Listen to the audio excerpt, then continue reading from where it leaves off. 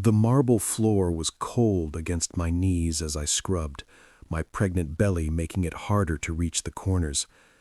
I didn't hear the footsteps behind me until a familiar voice, one I thought I'd never hear again, whispered my name with such shock that my heart stopped. Keebum?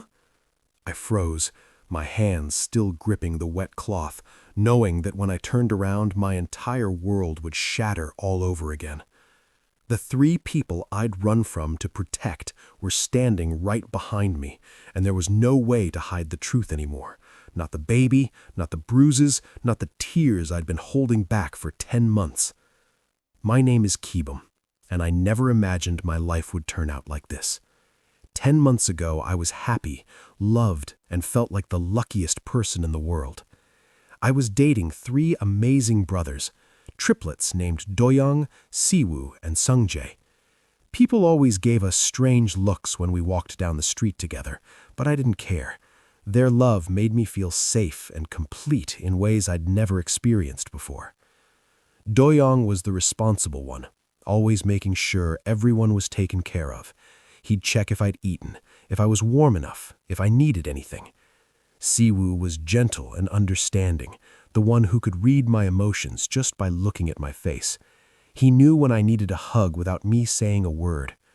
Sungjae was energetic and protective, always making me laugh when I felt down.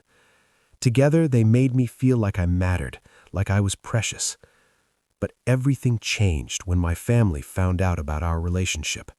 My uncle was a powerful businessman who believed that omegas like me should only be with one alpha, following old-fashioned traditions. When he discovered I was dating 3 brothers at once, he became furious. He called me into his office one cold evening, his face red with anger. "You're embarrassing this family," he'd said, slamming his fist on the desk. "End this nonsense, or I'll make sure those brothers lose everything their family has worked for." I tried to argue, tried to make him understand that what we had was real love, but he wouldn't listen. He showed me documents, contracts his company had with the Triplets' family business, agreements that could be canceled with one signature. "Their parents will lose millions," he threatened. "Their employees will lose jobs, all because you're being selfish. Is that what you want?" I couldn't let that happen. The Triplets had worked so hard to help their family business grow. They had dreams and plans for the future. How could I be the reason everything fell apart for them? So I made the hardest decision of my life. I left without explaining why. I packed my bags in the middle of the night, left a simple note saying I didn't want to be with them anymore, and disappeared. I knew they'd be hurt, maybe even hate me, but I told myself it was better than ruining their lives.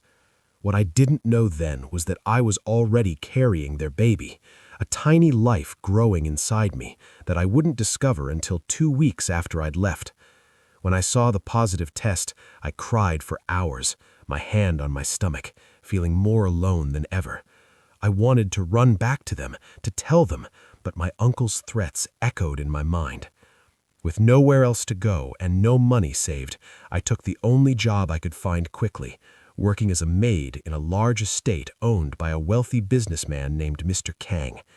The pay wasn't great, but it included a small room in the servants' quarters where I could live. I told myself I just needed to survive until the baby came. Then I'd figure out the rest. The hours were exhausting. I cleaned 15 rooms every day, did laundry for the entire household, and helped in the kitchen during meal preparations.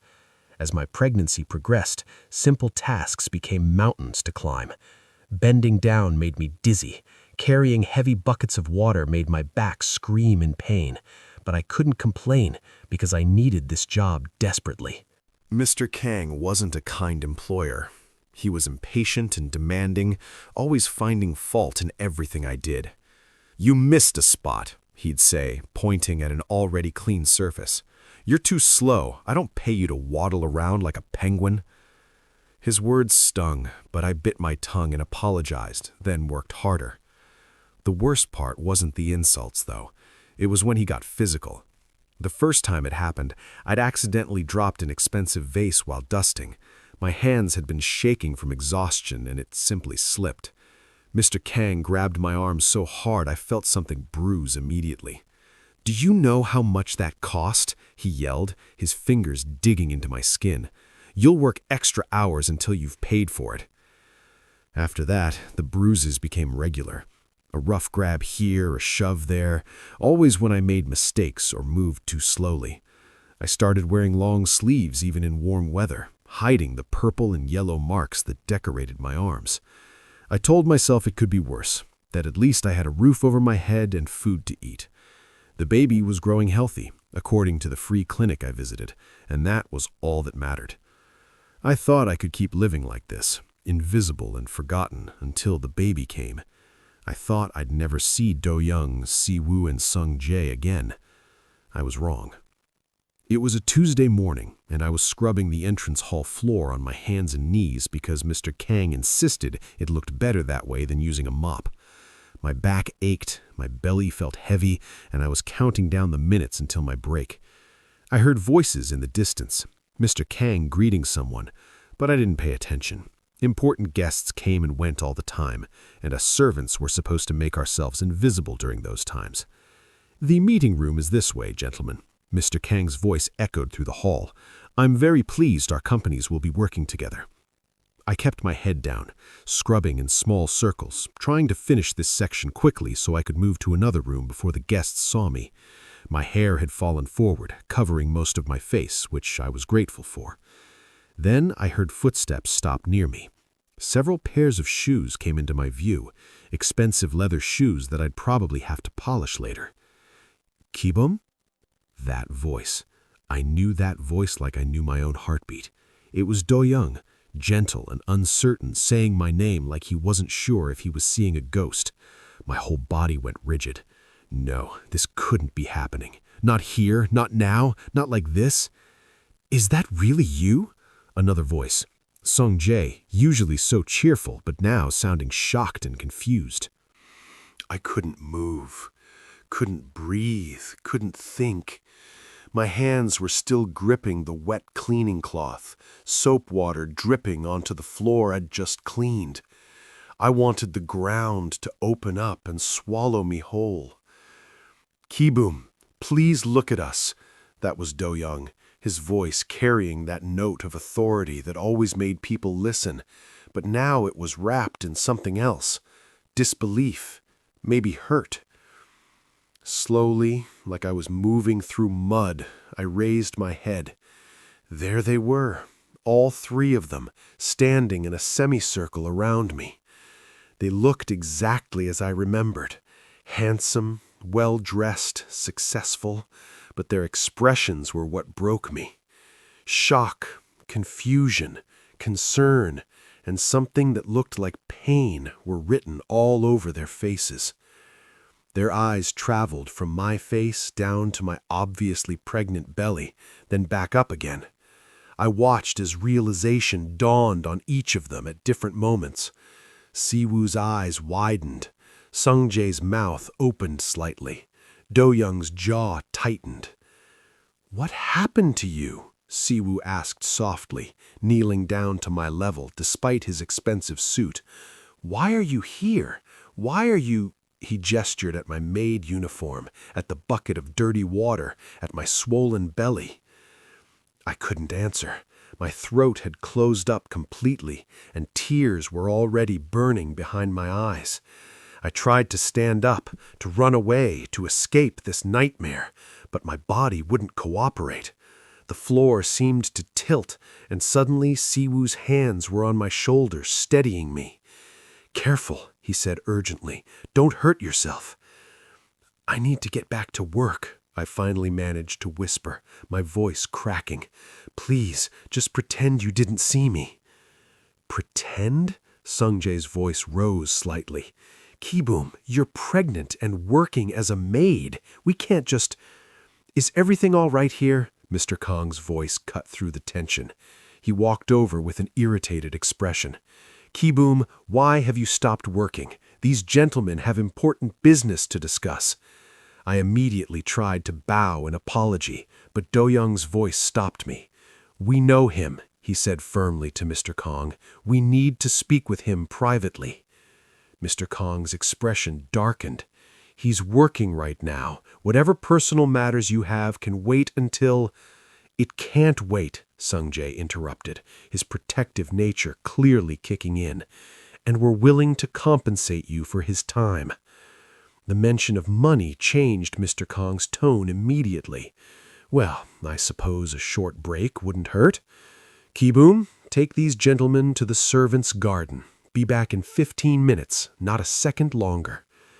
Before I could protest, Siwoo was helping me to my feet, his hand gentle but firm under my elbow. My legs felt shaky as I led them through the hallway toward the small garden area where servants were allowed to rest. None of them spoke during that walk, but I could feel their eyes on me, could sense 1,000 questions building up like a storm about to break. When we reached the garden, I finally pulled away from Siwoo's supportive hold and wrapped my arms around myself, a defensive gesture I'd developed over the past months. The baby kicked as if sensing my distress, and I placed a hand on my belly out of habit. All three of them noticed the gesture, and I saw something shift in their expressions, a softening, a wonder, maybe even hope. But I couldn't let myself think about what that meant. I'd given up the right to their care when I walked away. "Talk to us," Do-young said, his voice gentler than I'd ever heard it. "Please, Ki-boom, help us understand what's going on." I stood in that garden with 3 pairs of eyes watching me, waiting for answers I didn't know how to give. How do you explain to the people you love that you destroyed everything to save them? How do you tell them you've been suffering alone while carrying their child because you thought it was the right thing to do? "There's nothing to explain," I started, my voice barely above a whisper. "I left. I moved on. That's all there is to it." "That's not all." Sung-jae stepped closer, his usually bright eyes serious and searching. "You're pregnant, Ki-boom. You're working as a maid in a place that clearly doesn't treat you well. This isn't moving on. This is surviving, barely." I flinched at how accurate his observation was. Siwoo noticed my reaction and moved closer too, his gentle nature making him approach carefully, like I was a wounded animal that might run if startled. "We're not here to judge you or make things harder," he said softly. "We just want to understand. 10 months ago, you left a note saying you didn't want to be with us anymore. But that didn't make sense. Everything was perfect between us. What changed?" "Nothing changed," I lied, but my voice cracked on the words. "I just realized it wasn't going to work out." "Stop lying." Do-young's voice was firm, but not angry. He took a step forward, and I instinctively stepped back, bumping into the garden bench behind me. His eyes narrowed with concern. "You're afraid. Why are you afraid, Ki-boom? Did someone threaten you? Did someone hurt you?" The question was so direct, so accurate, that I couldn't maintain my composure anymore. My hands started shaking, and I gripped the edge of the bench to steady myself. The baby kicked again, harder this time, and I winced slightly. "Are you in pain?" Siwoo was at my side immediately, his hand hovering near my shoulder but not quite touching, asking permission. "Should we call a doctor?" "I'm fine. The baby just kicks sometimes. It's normal." The word baby hung in the air between us like a physical thing. I watched as Do-young's eyes dropped to my belly again, calculation clear in his expression. He was doing the math, counting back the months. They all were. "How far along are you?" Do-young asked quietly. 7 months, I admitted, seeing no point in lying about that. 7 months, Sung-jae repeated, his voice tight with emotion. "Ki-boom, that means when you left us." "I didn't know then," I said quickly, desperate to make them understand at least that part. "I found out 2 weeks after I left. I swear I didn't know." "But you knew for months after that," Do-young said, not accusingly, but with clear hurt in his voice. "You knew you were carrying a baby, possibly our baby, and you didn't tell us? Why? That's when the dam broke. All the pain, all the fear, all the loneliness I'd been carrying for 10 months came flooding out. Because I was protecting you, I shouted, tears streaming down my face. Because my uncle threatened to destroy your family's business if I didn't leave. Because I loved you too much to let you lose everything because of me. The silence that followed my outburst was deafening. I collapsed onto the bench, my body shaking with sobs I'd been holding back for too long. I felt someone sit beside me, Siwoo, and then another person on my other side, Sungjae. Do-young knelt in front of me, his hands gently covering mine. "Explain everything," Do-young said softly. "From the beginning, please." So I did. I told them about my uncle finding out about our relationship, about his threats to cancel contracts and destroy their family business, about how he'd shown me documents proving he had the power to do it. I explained how I'd left to protect them, how I'd taken the first job I could find when I discovered I was pregnant, how I'd been trying to save money for when the baby came. "Why didn't you come to us?" Sungjae asked, his voice thick with emotion. "We could have faced your uncle together. We could have found a solution." "I was scared," I admitted. "What if he really did ruin everything? What if your parents lost their business because of me? I couldn't live with that guilt." "So instead, you chose to live with this?" Siwoo gestured around the estate, his gentle voice carrying an edge of anger, not at me, but at the situation. "Working yourself to exhaustion while pregnant? That was your solution?" "It was the only solution I could think of," I said weakly. Do-young's eyes had been scanning my face, my arms, my entire appearance as I spoke.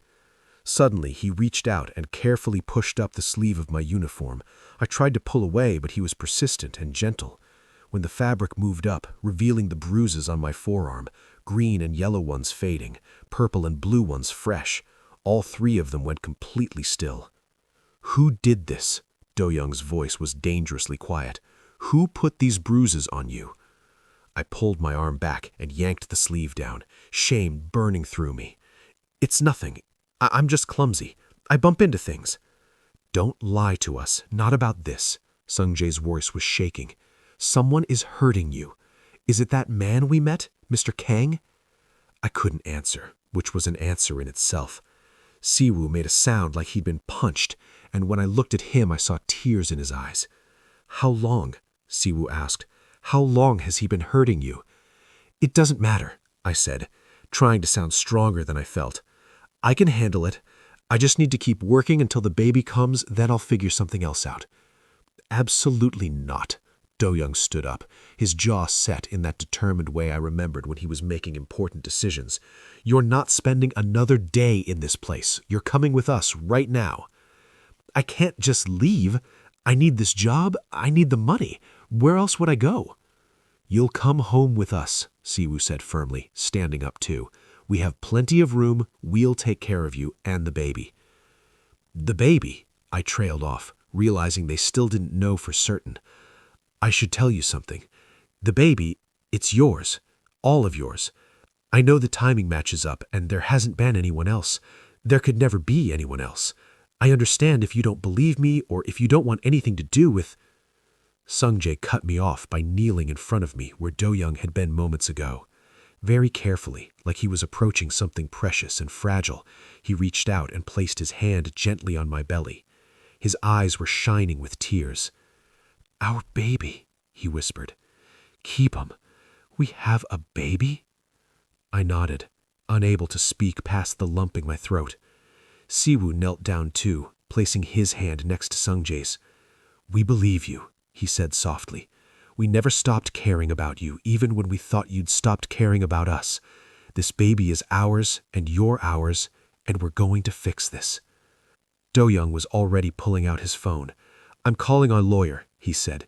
"We're going to deal with your uncle's threats properly this time, together. And I'm going to make sure Mr. Kang understands that putting his hands on you was the biggest mistake of his life." "You can't," I protested desperately. "You'll lose everything. My uncle has power and connections. He'll destroy you." "Let him try," Do-young said with the confidence I'd always admired. Our business is stronger than it was 10 months ago. We have new partners, new contracts, new protections. And even if we lost everything, every single penny, it would be worth it if it meant keeping you and our baby safe." "He's right," Siwu added, squeezing my hand. "We've been miserable without you, Kibum. Money and business mean nothing if we can't share success with the person we love. We failed you once by not noticing you were in trouble," Sungjae said, his voice intense. "We're not failing you again. You're coming home with us today, and we're going to take care of you the way we should have been doing all along." I wanted to argue more, wanted to protect them from my problems, but I was so tired. Tired of being afraid, tired of being alone, tired of pretending I could handle everything by myself. The baby kicked again, and this time all three of them felt it under their hands. The looks of wonder on their faces broke down my last resistance. "Okay," I whispered. "Okay, I'll come with you." The relief on their faces was immediate and overwhelming. Do-young made several phone calls while Siwu and Sungjae helped me stand up. They walked with me back into the house, supporting me on both sides like I might collapse at any moment. Maybe I would have. When we found Mr. Kang, Do-young's expression was cold and professional. "Kibum will be leaving your employment effective immediately," he stated. "We'll be collecting his belongings and he won't be returning." Mr. Kang's face turned red. "He can't just leave in the middle of the day. He has responsibilities, and he owes me for that vase he broke." "Send us an itemized bill for anything you believe he owes," Do-young interrupted, handing Mr. Kang a business card. "Our lawyers will review it. However, I should inform you that we'll be filing a report about the physical mistreatment of a pregnant employee. I'm sure labor authorities will be very interested in examining your employment practices." The color drained from Mr. Kang's face. He looked at me with anger, but Sungjae stepped between us, blocking his view. "Don't even look at him," Sungjae said with barely controlled anger. "You're lucky we're handling this legally." Siwu went with me to pack my few belongings from the tiny servant's room. A few changes of clothes, some books, the prenatal vitamins from the free clinic. It all fit in one small bag. As I took one last look at the room that had been my prison for months, Siwu put his arm around my shoulders. "You're never coming back here," he promised. "From now on, we face everything together." As we walked out of that estate, I felt lighter than I had in months, despite my pregnant belly and exhausted body. The triplets surrounded me protectively as we got into their car, and as Do-young drove us toward their home, our home now, I allowed myself to hope that maybe, just maybe, everything would actually be okay. The first week living with Do-young, Siwu, and Sungjae was strange in the best possible way. Their apartment was nothing like the cramped servants' quarters I'd been living in. It was spacious, filled with natural light, and most importantly, filled with warmth and care. They'd given me the master bedroom despite my protests, insisting that I needed the attached bathroom and extra space for the baby's things. I kept waiting for the other shoe to drop, for them to change their minds or for reality to crash back down on us. But it never happened. Instead, I watched as they transformed their lives to make room for me and our baby. Do-young adjusted his work schedule so someone was always home with me. Siwu researched everything about pregnancy and baby care, buying books and watching videos to learn. Sungjae baby-proofed the entire apartment and started shopping for nursery furniture with an enthusiasm that made me laugh for the first time in months. The bruises on my arms slowly faded from purple to yellow to green and finally disappeared. But the emotional scars took longer to heal. I woke up from nightmares where my uncle was threatening them, where Mr. Kang was yelling at me, where I was alone again. Each time one of them would be there, sometimes all three, holding me, reminding me I was safe, that I wasn't alone anymore. Do-young immediately contacted their family lawyer about my uncle's threats. What they discovered made me feel foolish for suffering alone for so long. My uncle had been bluffing about most of his power. While he did have some business connections with their family, the contracts were small and easily replaceable. Moreover, his company was already under investigation for unethical business practices. When their lawyer sent him a formal letter warning him to stay away from me and our family, he actually backed down without a fight. "You went through all of that for nothing?" I'd said when Do-young told me, tears streaming down my face. "I left you. I suffered. I kept the baby a secret, all because I believed his lies." "You went through all of that because you loved us enough to sacrifice your happiness for ours," Do-young had corrected gently. "That wasn't for nothing, Ki-bum. It showed us how strong you are and how much you care. We just wish you'd trusted us enough to face it together." Learning to trust again was hard. I'd spent so long being independent, handling everything alone, that accepting help felt uncomfortable. When Siwoo cooked meals and insisted I eat properly, I felt guilty. When Sungjae massaged my aching feet without being asked, I felt like a burden. When Do-young took me to a private doctor instead of the free clinic I'd been using, I felt like I didn't deserve such care. But they were patient with me. They showed me through actions, not just words, that they wanted to be here, that caring for me wasn't a burden, but a privilege they'd missed. Slowly, I started to relax, started to accept that this was real and not a dream I'd wake up from. The baby's kicks grew stronger as my 8th month approached. One evening, we were all sitting on the couch watching a movie when the baby kicked so hard that my whole belly moved visibly. Sungjae, who'd been resting his hand on my stomach, jumped in surprise and then laughed with delight. "Did you see that? Our baby's going to be a soccer player." "Or a martial artist," Siwoo suggested, moving closer to feel the kicks too. "That was a strong kick." Do-young smiled, placing his hand on my belly as well. "Our baby is healthy and active. That's what matters." He looked at me, his expression soft. "How are you feeling, Ki-bum? Any pain?" "No pain," I assured him. "Just the usual discomfort from being this pregnant. The doctor said everything is progressing normally." That doctor's appointment had been an emotional experience. The private physician Do-young found was kind and thorough, nothing like the rushed visits at the free clinic. When she'd done an ultrasound and we'd all seen our baby moving on the screen, heard the strong heartbeat filling the room, all 4 of us had cried.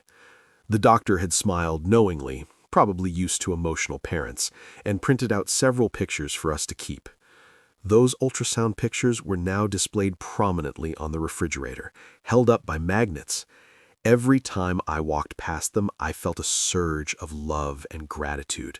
This baby was wanted, loved, and would have 4 parents who would do anything to protect and care for them. As my due date approached, the triplets became increasingly protective. Sungjae insisted on helping me with everything, from putting on shoes to reaching items on high shelves. Siwoo monitored what I ate like a hawk, making sure I got enough nutrients and vitamins. Do-young accompanied me to every single doctor's appointment, taking detailed notes and asking questions I wouldn't have thought to ask. "You're all going to drive me crazy with worry," I teased one afternoon, when Sungjae literally tried to help me walk from the bedroom to the living room, a distance of maybe 20 steps. "I'm pregnant, not made of glass." "We know," Sungjae said, not releasing his supportive hold on my arm. "But we missed so many months of this pregnancy. Let us be overprotective now. We have a lot of care to make up for." His words reminded me of a conversation we'd had a few weeks earlier. I'd apologized again for keeping the pregnancy secret, for depriving them of those early months. Siwoo had taken my hands and said something I'd never forget. "You did what you thought was right with the information and resources you had at the time. We can't change the past, but we can make sure the future is different. Our baby will grow up knowing they're loved, and that's what matters." Now, as I watched Sungjae fuss over me, Siwoo prepare a healthy snack in the kitchen, and Do-young review the hospital bag checklist for the 3rd time, I felt overwhelmed with love. These 3 men had taken me back without hesitation, had forgiven me for leaving, had embraced our baby, and had shown me what unconditional love really meant. One night, about a week before my due date, I couldn't sleep. The baby was active, my back hurt, and my mind was racing with thoughts about the future. I carefully got out of bed and walked to the nursery they'd prepared. The room was painted a soft cream color with colorful decorations on the walls. A crib stood ready with clean sheets and blankets. Shelves were stocked with diapers, clothes, toys, and books. Everything a baby could need was here, purchased with love and excitement. I heard soft footsteps behind me and turned to see Do-young in the doorway, wearing sleep clothes and a concerned expression. "Couldn't sleep?" he asked gently. I shook my head. Too much on my mind. He walked over and stood beside me, both of us looking at the crib that would soon hold our child. "What are you thinking about?" he asked. "Everything," I admitted. "About how different my life is now compared to a few months ago. About how scared I was when I was alone. About how grateful I am that you found me and didn't give up on me." "We could never give up on you," Do-young said softly. "Even when we thought you'd left us willingly, we never stopped loving you. When we saw you at that house, working in those conditions, pregnant and hurt," his voice cracked slightly, "it broke something in us, Kibom, but it also fixed something. It made us realize we needed to fight harder for what we love." I leaned against him, and he wrapped his arm around me, supporting my weight. "I'm scared," I confessed, "about being a parent, about whether I'll be good enough, about whether our baby will be healthy." "We're all scared," Do-young admitted, "but we'll figure it out together. That's what family does." The word family made my heart swell. We were a family, unconventional maybe, but real and strong. Siwoo and Songjae appeared in the doorway, having apparently woken up and noticed we were missing. Without words, they joined us in the nursery, my hand on my belly where our baby rested. "We should choose a name," Songjae said softly. "We've been putting it off." We'd been avoiding the topic because none of us could agree.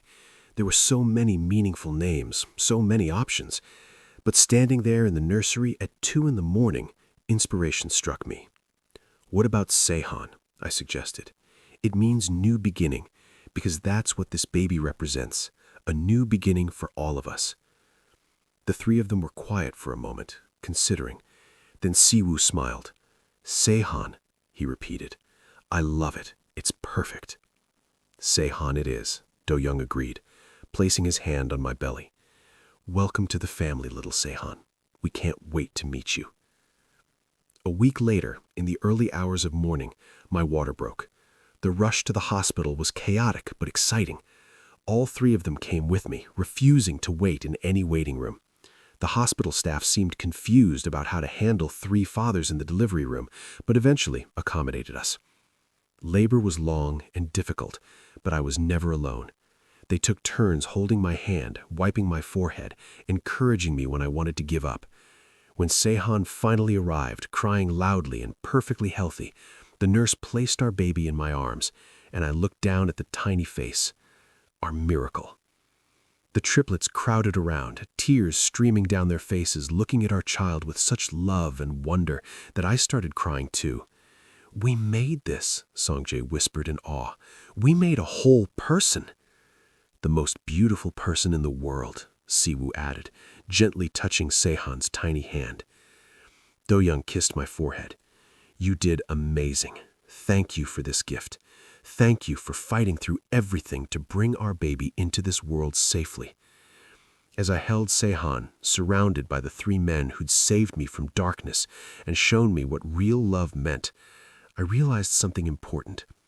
The bruises from Mr. Kong had faded from my skin, but they'd served a purpose. If I'd never worked at that estate, the triplets would never have found me. They wouldn't have known about Sehan.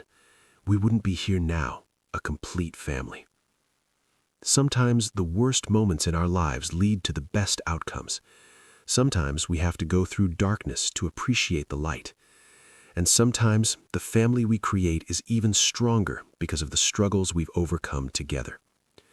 Looking down at Sehan's peaceful face, then up at the 3 men who'd now be discussing whose eyes the baby had inherited, I smiled. This was my family. This was my home. This was the new beginning I'd been searching for all along. Did this story touch your heart? Have you ever had to make a difficult choice to protect someone you love? Share your thoughts in the comments below. I read every single one and love hearing your stories. If you enjoyed this journey of love, second chances, and family, please like this video and subscribe to my channel for more emotional romance stories. Hit that notification bell so you never miss an upload. What story should I tell next? Let me know in the comments. Thank you for being part of this community. And remember, it's never too late for a new beginning. See you in the next story.